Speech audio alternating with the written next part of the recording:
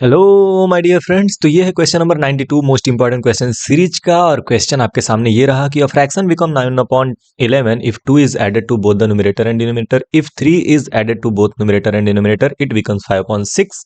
Find the fraction.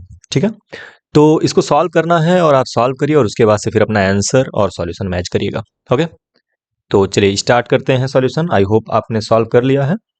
सबसे पहले हम ये समझेंगे कि फ्रैक्शन अगर लेट करना हो तो फ्रैक्शन को हम क्या लेट करते हैं। कभी भी अगर हमारे पास कोई फ्रैक्शन है तो उसको क्या लेट किया जाता है, एक्स अपॉन वाई। तो हम यहाँ पे लेट करेंगे कि let the fraction is x upon y. Okay, that is the fraction. अब according to question case one जो है इसमें बन रहा है, केस वन में अपन के पास क्या है कि 2 is added to both the numerator and denominator. तो अगर हम x में 2 ऐड कर लें, यानी न्यूमरेटर में ऐड कर लें, ऊपर वाले को न्यूमरेटर कहते हैं, नीचे वाले को डिनोमिनेटर कहते हैं, तो x और y में अगर आप 2 ऐड कर लेते हो, यानी कि न्यूमरेटर और डिनोमिनेटर में अगर 2 ऐड कर लेते हो तो इट बिकम्स 9/11। अब 11 का मल्टीप्लाई x प्लस 2 में करोगे तो यहाँ पे हो जाएगा 11 और यहाँ पे हो जाएगा x प्लस 2 और ये इक्वल टू 9 और यहाँ पे हो जाएगा y प्लस 2। इसको सॉल्व करिए, ये हो जाएगा 11x and plus 11 to jar 22 और ये इक्वल टू 9y और यहाँ पे 9 टू जार, ओ मैंने इक्वल क्यों लिख दिया है, प्लस होगा। तो 9y एंड प्लस 9 टू जार 18। ओके, 9y को इस तरफ भेजिए तो ये हो जाएगा 11x माइनस 9y और ये इक्वल टू 18 ऐसे ही रहेगा, ये 22 इस तरफ आकर के हो जाएगा -22। ठीक है, अब नेक्स्ट क्या करेंगे आप, सब्ट्रैक्ट कर दीजिए। तो ये 11x तो यूं ही रहेगा यहाँ पर, लेकिन एक सेकेंड, हाँ, लेकिन यहाँ पे 9y भी ऐसे रहेगा। यहाँ पे 22 माइनस 18 कितना हो जाएगा, -4। तो ये हो गया इक्वेशन नंबर 1। इसको कर लेते हैं, इसका यूज हम करेंगे। केस 2 क्या बन रहा है, केस 2। तो केस 2 यहाँ से स्टार्ट हो रहा है, if 3 is added to the both numerator and denominator.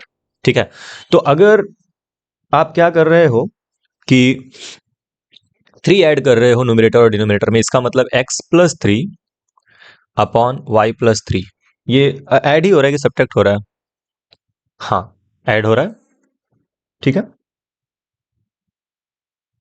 Of course, तो ये बन जाता है 5/6। नाउ क्रॉस मल्टीप्लाई करिए तो यहाँ पे हो जाएगा 6x plus 3 is equal to 5y+3 और यहाँ से आप मल्टीप्लाई करेंगे तो ये जाएगा 6x प्लस 6 3 जार 18 और ये equal to 5y plus 5 3 jar 15।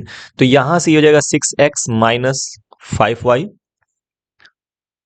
-5y कैसे हुआ समझ में आ रहा है, ये -5 इस तरफ जाएगा तो -5 हो जाएगा और ये 15 माइनस 18। तो यहाँ से 6x minus 5y is equal to -3। ये हो गया इक्वेशन नंबर 2। ठीक है, अब ये दोनों इक्वेशन को सॉल्व अगर हम करके x और y की वैल्यू निकाल दे तो फ्रैक्शन पता चल जाएगा। चलिए इसको सॉल्व करने के लिए हम इसको नेक्स्ट पेज पे लेकर के चलेंगे ताकि थोड़ा सा अच्छे से सॉल्व कर पाए जगह के साथ। ओके, तो ये हो गया, इसको किनारे कर लेते हैं यहाँ पे और सेकेंड इक्वेशन को भी लेकर के आ जाए।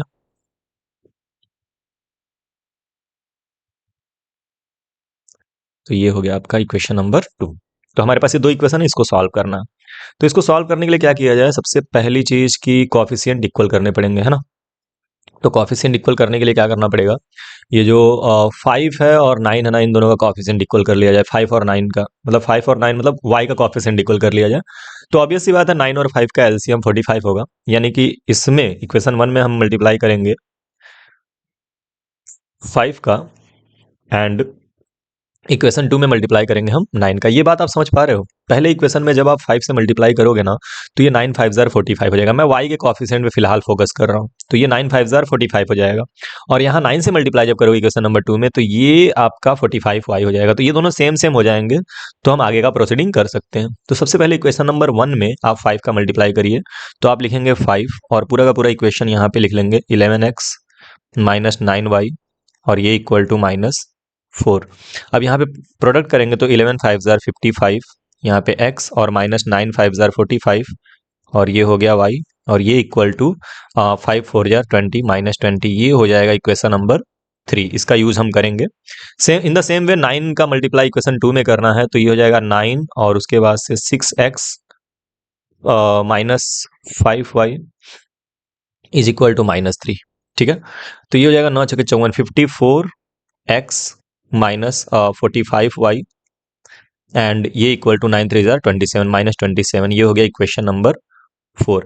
अब आप देख सकते हो कि 45y और 45y एकदम सेम सेम है, माइनस माइनस दोनों जगह पे है। जब सेम साइन रहे और वैल्यू सेम रहे तो सब्ट्रैक्ट करते हैं। तो एक काम किया जाए कि 3 माइनस 4 कर लिया जाए। तो हम करेंगे इक्वेशन नंबर 3 माइनस 4। तो यहाँ पे मैं लिखूंगा 3 माइनस 4। आप वर्ड्स में भी लिख सकते हो, सब्ट्रैक्ट इक्वेशन 4 फ्रॉम 3। तो जब आप 4 को 3 में से माइनस करोगे तो पहले इक्वेशन नंबर 3 लिख लीजिए। इक्वेशन नंबर 3 जो है वो है 55x minus 45y is equal to -20। ठीक है, ये है equation number 3। And what is equation number 4? तो ये है 54x माइनस 45y और ये इक्वल टू है -27। When we subtract something the sign of the second equation get change. तो ये माइनस हो जाएगा, ये माइनस है तो प्लस हो जाएगा और ये माइनस है तो प्लस हो जाएगा। ठीक है, तो यहाँ पे आप देखो 55 माइनस 54 यानी कि ये x हो जाएगा, है ना। 55 माइनस 54 ये x हो जाएगा और ये पूरा का पूरा जो है 45 से y से ये 45y कैंसिल हो गया। रीजन ये कि ये एक नेगेटिव है और ये एक पॉजिटिव है। याद रखिएगा जब आप साइन चेंज कर लेते हो तो नीचे वाले साइन को कंसिडर करते हो। तो जब नीचे वाले साइन को कंसिडर करोगे तो ये माइनस, ये प्लस, ये माइनस, माइनस प्लस माइनस मतलब सब्ट्रैक्शन होगा। तो 45y माइनस 45y 0 हो जाएगा, इसलिए हम काट लेते हैं। ठीक है, और 27 माइनस 20 ये पॉजिटिव है 27। तो पॉजिटिव 27 में से जब माइनस 20 करोगे तो 7 आएगा, यानी x की वैल्यू आ गई 7। ठीक है, x की वैल्यू क्या आ गई 7। अब इस x की वैल्यू को आप इक्वेशन नंबर 1 में या 2 में जहां आपकी मर्जी हो रख सकते हो। मैं 1 में ही रख दे रहा हूं। तो put x equal to 7 in equation number 1, in equation number 1। तो जरा इक्वेशन नंबर 1 में पुट करिए तो यहां पे ये हो जाएगा 11 into 7 minus 9 into Y is equal to -4। इसमें कोई डाउट नहीं है। देखो x की जगह पे 7 रखना था तो 11 इंटू 7 माइनस 9y माइनस 4। अब ये 11 7 जार 77 माइनस 9y और ये इक्वल टू हो जाएगा -4, यानी कि ये हो जाएगा -9y इक्वल टू -4 -77। ठीक है, अब जरा इसको सॉल्व कर लीजिए। ये हो जाएगा -9y is equal to -81। Of course 77 और 4 81 हो जाएगा, यानी कि y की जो वैल्यू आएगी, मैं इसको इरेज कर लेता हूं। y की वैल्यू क्या हो जाएगी? y की वैल्यू हो जाएगी -81 अपॉन -9। तो सबसे पहले माइनस से माइनस कट जाएगा और 9 9 जार 81, यानी y की वैल्यू हो गई 9। ठीक है, तो उस तरह से हम देख सकते हैं कि x की वैल्यू 7 आ गई, y की वैल्यू 9 आ गई। तो हम लिखेंगे कि रिक्वायर्ड फ्रैक्शन जो हमें चाहिए था, रिक्वायर्ड फ्रैक्शन वो कितना होगा? तो वो इक्वल टू हो जाएगा x अपॉन वाई, और ये इक्वल टू x की वैल्यू क्या है 7 और y की वैल्यू क्या है 9। That's our answer.